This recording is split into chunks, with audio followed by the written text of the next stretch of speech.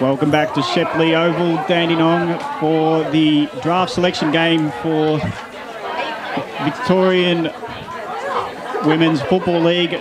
Teams pink and white. At half-time, the scores 2-5-17 pink versus the white side, 3 minor scores. So it's a 14-point lead for pink. But as we say, it is a game to press your claims towards that draft, which will be held on May 19th. And if you're selected on that day, you'll represent either the Western Bulldogs or Melbourne on June 29 at Etihad Stadium. And the unusual occurrence for some of the girls in this team is obviously drafted to one of those teams in last year's draft, delisted at the start of this year, and they might end up on the opponent's team for the 2014 game. So it could be unusual, and Jumper Alliance has changed for this season. Well, I know that the Melbourne Demons won last year's contest quite well, and I know that the players that have been retained on the Western Bulldogs side, they've actually said in media that they really are hungry to get a win on the board. They really did hurt, and they want to represent the Bulldogs and get the win on this year. So it's great that there's a tradition going and that we can have the fierce contest this year, and a bit of rivalry continues as we go on in the years, because well, let's hope that this goes on for many a year with these two clubs, the Bulldogs and Melbourne. Daisy Pearce, the #1 pick last year for Melbourne, giving up her time and coming out here today for the VWFL season launch. With the ball on this broadcast side wing, White can't get rid of the football as they try and push through Del Pos, and held up once again. And we'll have a ball up on this broadcast side wing. A couple of minutes into the second half. And it's currently a 14-point lead going the way of the pink team. At ground level, Ernst gets it out. Lamb could have got it onto her teammate in Zammit, and Zammit will continue to run. Can they get it over to her? Not quite. Handball from Mick Williams. She gets it now, though. Tries to get a handball out to Heffernan. They kick long towards the goal square. Oh, great defensive effort by Pink. And they clear the ball to half back. One-on-one contest. Will work at ground level. Hardy kept the ball, and a throw, I think it is. And Keryk will take the free kick. So Diana Haynes again, can she take a flying mark? Comes in late for the spoil with Saxton, front level. Was that a mark? It's been handed over. Flying shot at goal, touched on the line as Smith was the one having a go at it. And that was Cross-Paulet with the attempted grab just coming off her hands, and White pushing it forward towards goal. So I should say, yeah, Mick Williams doing well in the forward line as well for White, and the goal kickers so far Saxton and Hope for Pink. But maybe, Anthony, we could do our own mini phantom draft and select our 1 and 2 from this based on this game. Well, it's always hard. Our selections would only be on the players that we've seen so far in today's game, and it wouldn't be on the, obviously with Melbourne and Western Bulldogs picking particular players to complement their current list for this year's game. So we during the second half, we might start picking our phantom side with some of the players that have impressed us throughout the afternoon, and see whether our footy knowledge is of any worth throughout this second half. But again, they come forward through Hutchins. Hutchins didn't nominate last year for the draft. This year in the mix as Mick Williams, another player who's in the mix for draft selection, and she slots through the first goal of the afternoon for the white team, and they move on to 1-4-10, trailing the pink team 2-5-17, and we've gone 4.5 minutes in this third quarter in the second half of this draft selection match, and good to get the white team on the board with their first major, and a couple of their players that have impressed so far in Hutchins and Mick Williams impressing. Yeah, it's good to see they deserve that. They've had a lot of effort, potentially go unrewarded. flying shots that have narrowly missed. Important to note in terms of draft selections is that it's not, as you say, Anthony, it's not based just on this game. There'll be 3 fixtured rounds starting this Sunday, May the 4th. We've got the 8 clubs involved in the Premier Division, where we draw most of the players from today's game. Darren playing Diamond Creek, the Victorian Uni St Albans side playing Bendigo, Melbourne Uni playing the Eastern Devils, and I think at St Kilda they were listed as a bye, but I know Berwick are also in the comp, so it might be... they're in, with Berwick changing to Cranbourne in Division 1, and has meant a bye inside that Premier Division. But a lot of the players, as you mentioned earlier on in the call, the Darebin Falcons and Diamond Creek, some of them, they're against each other this week. Also a number of them in the same side as each other, but they'll be going head-to-head next weekend. So they'll get a bit of an indication of their opponents for the first round of the Victorian Women's Football League season. I'm looking forward to it kicking off just next weekend. Comes out now, Del Pos. White ensuring that the ball's kept inside their forward 50 during this term. They've dominated the play, and we've rarely seen an entry inside the pink forward 50. Player down on the other side, calling for the stretcher. So play continuing on, but I think it might just have to stop as the ball goes over the boundary line. Not just yet. The stretcher's coming out onto the field, so we will shortly have a break in play if the umpire turns around and does see that the stretcher has come out. Unfortunately, both umpires got their back towards the trainers that are coming out. As we'll see the ball inside forward 50 for the white team again. Off the chest that time of Murphy-Burke. And the ball over the boundary line. The umpires have seen the stretcher, and we will have a break in play. So just 7 minutes gone in this third term. Pink team 2-5-17 leading white 1-4-10.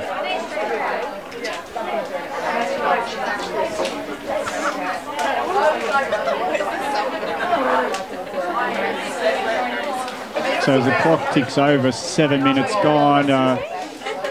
No time on is in these games. Well, it could be. We've been misinformed before so far today, Gavin. So especially with the first match today in the youth girls, where the clock ticked over the 15-minute mark, and the timekeepers weren't aware of the fact that it was 15-minute quarter. So we were about 16 and a half minutes, and the siren sounded. Did they get the tap on the shoulder? Did they? They did. They did, which I think confused the crowd and confused the timekeepers as well. Was there any scores, any controversy, should we say? Rabbits would say? No, there was no score during the extra time that was played, so no controversy. But good to see both teams in their huddles. It's that unusual type game today where you're not, and we mentioned it earlier on in the call, you're not playing for your team, you're playing almost for individual honours, but how much will the recruiters be looking at those team efforts of shepherding and bringing your fellow team members into the game, and will it just be based on the skills of each of the individual players in this afternoon's match? Well, different from other sports in that an individual looks better when they make an effective disposal to their teammate. For instance, when you're kicking down ground, if you get the next one towards a marking player, it makes you look better. So you really can't make yourself look good in AFL, or sorry, should I say Aussie rules football, when you're not involving your teammates. And if you try to do everything, that's when normally the tacklers come in and take you down. And yeah, there's been no time around the ball to do anything flash, should we say. Nice applause here in front of us by the juniors as well, as we just have that stretcher now going into the change room. So fingers crossed, hopefully the injury is not a lasting one. So where's the ball? Going to be a ball up, I think, 30 metres out from the goals of white, as they look to close the gap from 7 to just maybe a minor score if they can get the next goal on the board. So players again get around the contest. So I think the clock actually did stop in terms of ticking up, so that was good in terms of this game. as the kick goes inside and nicely marked on the lead. Mick Williams gets down to her knees just to take that on the chest. Another short pass into the pocket. It is well done and now marked by Smith. As probably looking inboard again. No options coming about. So the deliberate shot from a very acute angle will be taken for the white side as they trail by 7 points. Kick on its way, just drifting across goal. The mark taken on the line. Will the umpire pay it? No, that was a pretty firm grab, only taken out of the grasp of the white team at the last second, but it will be White bouncing onto the ball, trying to dodge her opponent, gets onto the left side, close to the line. Now the long kick in to a huge pack of players around the pack. Flying shot is just to the left. Another minor score for White as Paul, another minor score. Now is 17 for Pink, playing the White side on 11. As Whites seem to be imposing themselves in this game, dominated the opening forward. Well, I suppose I'm dominating the first 7 minutes of this game. Yeah, Phoebe McWilliams has been impressive during this term up forward. So I think she played a bit in defence in that first half, was streaming out of defence. So we'll have another ball up inside the forward 50 for the White team. As a marker, you probably now need the score on the board, so as White pressing for the win, they need those marking options. Yeah, Hipwell, kick out of defensive 50, no mark taken by Del Pos. Ball at ground level. They try to bring it inside forward 50 again, but the ball out of bounds, and we'll see another boundary thrown out of side. So 6 points the margin, one straight kick in at the 9-minute mark of this third term. Good chain of handballs. Oh, great smother by Barden. Barden goes in for the second effort, a sweeping handball. Will it get out to her teammate? It does in Ashmore. Ashmore now, they bring it inside forward 50. They've got the options at half forward. No mark taken by Zammit. Ball comes down. They've got plenty of numbers, the White team. Now, in an absolute paddock is White. Dispossesses herself. Good second effort. Doesn't keep the ball in play. Great defensive pressure that time. That was by Corrigan. And we will see a ball up. Oh, boundary throw-in, I should say. I think her eyes lit up, tried to get as close as possible, take that flying shot. She had the open space inside forward 50. Over the top, the free kick will go the way of Cranston. And Cranston will kick in towards the middle of Shepley Oval. To the centre of the ground, but in front position. It will be a turnover. It's in the hands of Ashmore. Ashmore goes deep, looking for Mick Williams again. Has to come the punch, but the mark taken well by Cranston again, I think it is. Or was that Moorcroft? Moorcroft, I think. Yeah, Moorcroft it is, but the kick now in dispute. Banner does nicely, gets the clearing kick to the centre wing.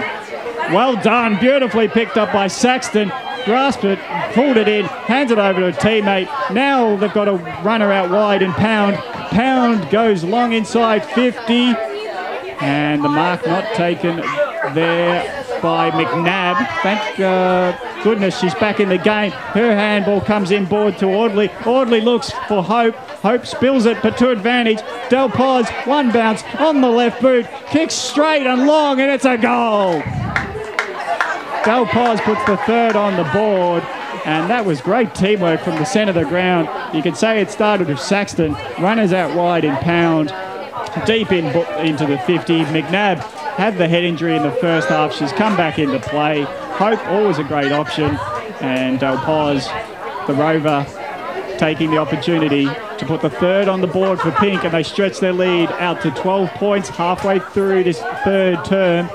And yeah, that is as open, as impressive as we've had today. Yeah, good transition play from defence. They've been struggling to get past the defensive half of the ground, but here they come again, straight out of the middle. That was Vesio, inside forward 50. Overran it, now opportunity for Saxton. And Saxton's kick goes out of bounds on the full. Good final pressure there by Ernst. And we'll see a free kick going the way of the White team.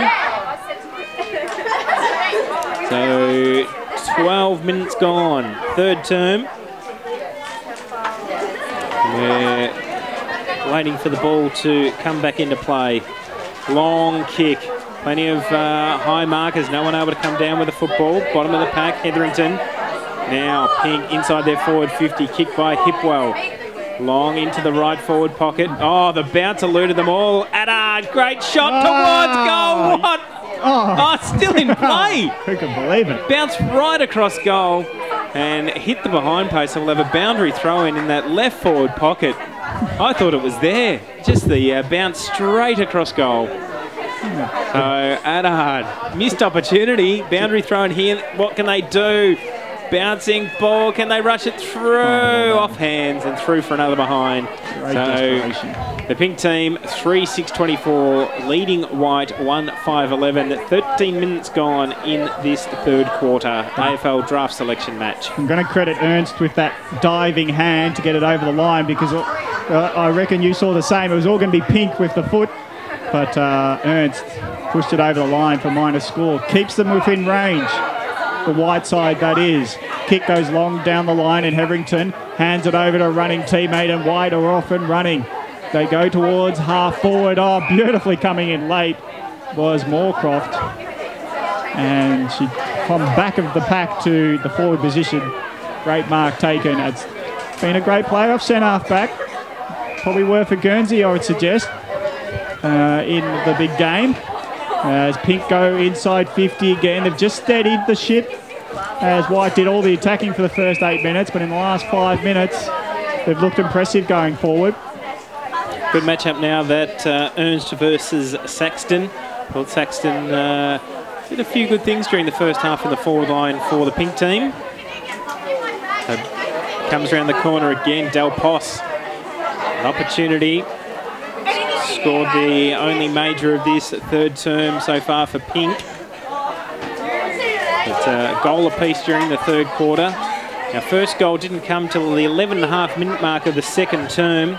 Quite a few missed opportunities, and Pink an opportunity now to extend their lead. They go long towards goal, too high, and that will be down the field. What's the exact rule as you understand it? I reckon it should go back because it was as she kicked it. Yeah, I think down the field from Simpson. So in the act of kicking it. Okay. So down the field, and it will go to McNabb. So an opportunity. Had the missed opportunity just before for Adard. What can McNabb do? Goal umpire salutes, and the fourth major on the board for the pink team. They are 4-6-30, leading white 1-5-11. 15.5 minutes gone in this third term. And just as we thought, the white team were dominating the early stages of this third quarter. With the, I suppose after the stretcher incident, the momentum has gone all the way of the pink team once again. Yeah, that's right. And Audley did well there. She skirted around the pack, and they've just been able to open it up. And they've had players in the forward line like Hope, and you're talking about Saxton before, that they're always dangerous, and now getting the smaller players at ground level to be equally as dangerous. Pink look quite potent going forward. It's Vesio off half back. She is definitely coming into the game as it goes longer. She's getting better, but it might come the way of the white in terms of a turnover. High up and under. It's a testing one, but Moorcroft stands tall again. She has been too strong at centre half back many a time. Her kick is dangerous, but it could be effective if it falls the way of Del Pos at ground level. But the kick does go forward for Pink, but it's a relieving mark by Hutchins, just eluding Banner at centre half forward. Chopped off again. Well done by Vesio at ground level, and then the stretching mark at half forward will mean they'll get another chance to put a score on the board deep in this third term. Short kick, nicely done, holding the ball, keeping possession. Now it's Banner. Banner might put it deep as she can, giving a testing ball for the defence to come spoiling. It was Hutchins with the spoil. McNabb comes the tackler, allows her teammate to come in and try to win the ball out of the pack.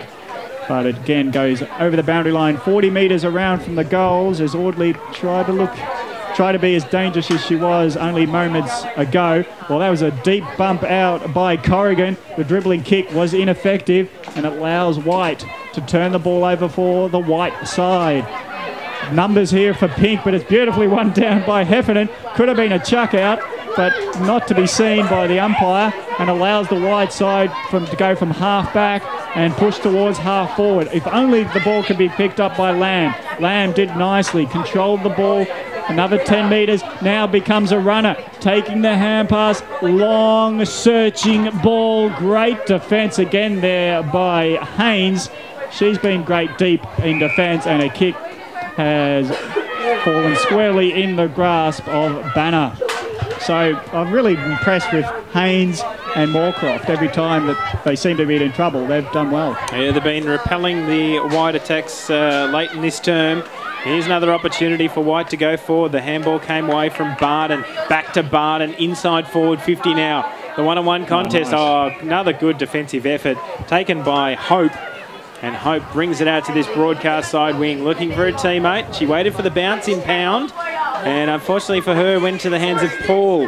Now, an opportunity for Lamb, who's had the ball on the string in the last few minutes of this game. Now comes out to Hope.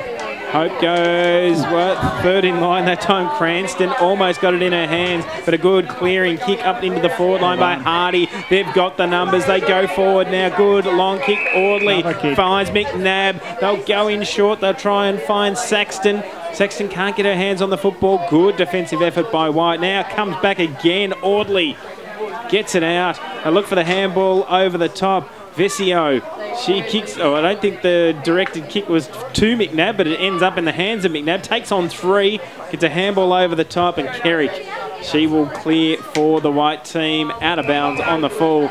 We're ticking down towards the last 60 seconds of this third term, so it needs to be a long kick inside forward 50 for the Pink side. I like the sweeping hand pass by Adard, but it was quite ambitious. But Vesio nearly burst out of a pack. As Pink looking for that last scoring opportunity. Pound gets the ball 60 metres out from goal. No real leads to go to, so it's just a positional kick deep in the forward line. Who will win out? The ball's bobbling around. McNabb at ground level. Is that a hook around? Snap, goal, bounce of the ball, bounces good. Just eludes the last defender, and McNabb kicks another goal, her second for the quarter and the 5th goal for the game for the Pink side. 5-6-36, Pink leading White, 1 goal 5-11, and that is the 3-quarter siren in the draft selection game.